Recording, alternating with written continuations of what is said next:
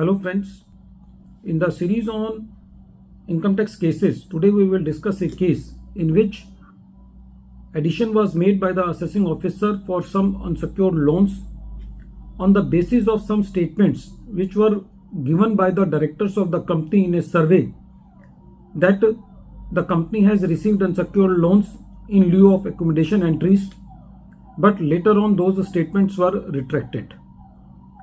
The question before the Kolkata ITAT in the present case was that whether the addition just on the basis of retracted statements or on the basis that summons to unsecured creditors has not been complied with by them, is the addition justified in the absence of other evidence, especially in the case when the loans has been repaid in the subsequent year.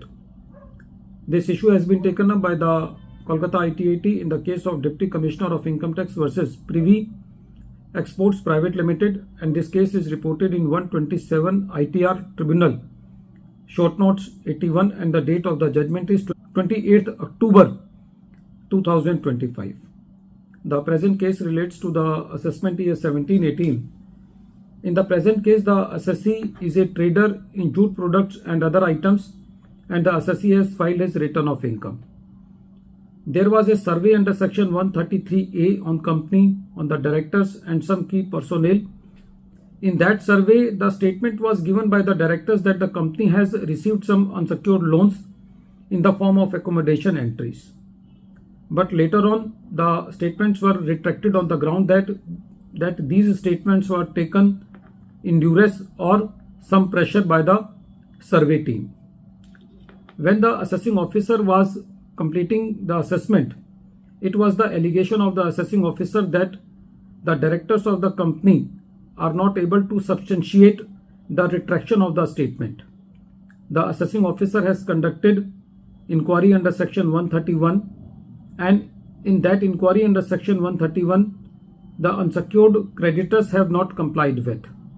So, on the basis of that retracted statement and for the non-compliance of the summons, the assessing officer made the addition under section 68 by saying that the persons who have given the unsecured loans are showing very low income, they do not have any fixed assets in their balance sheet, and they are not paying any rent for any office accommodation. So, taking all these bases, the assessing officer made the addition. When the matter was before the CIT appeal, the CIT appeal deleted all the additions and said that in the present case, the loan has been taken from 10 parties, and for that 10 parties, the assessee has submitted the mountain of the evidences for which the assessing officer has not given adverse remark. The CIT appeal said that apart from the retracted statement, there was no other supporting material with the assessing officer for substantiating the addition made by him. In the present case, the CIT appeal has done the detailed finding and also recorded the finding that all the loans have been repaid in the subsequent year. So the CIT appeal deleted the addition, and when the matter was before the tribunal said that in the present case, the CIT appeal has rightly recorded the finding that no defects have been found by the assessing officer in the evidences filed by the assessee. It does not make any difference if the lenders are not showing substantial income in their return of income, or they do not have any fixed assets, or they are not paying any rent for any office held by them.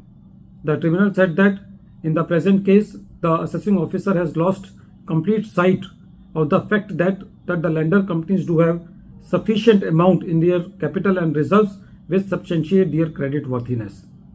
Friends, this case is very important because in the case when the loans are repaid, there is a general presumption that the assessee is not benefited by the accommodation entries, and the basis of making the addition by the income tax department is mostly that the summons are not complied with or some statements have been recorded. In the present case, even the statements have been given by the directors of the company. Even then the additions were deleted on the ground that the additions were not substantiated by other evidence other than the statements. At the end of this video, once again I am repeating the name of the case. The name of the case is Deputy Commissioner of Income Tax versus Privy Exports Private Limited, and this case is reported in 127 ITR Tribunal, short notes 81, and the date of the judgment is 28th October 2025. Thank you, friends.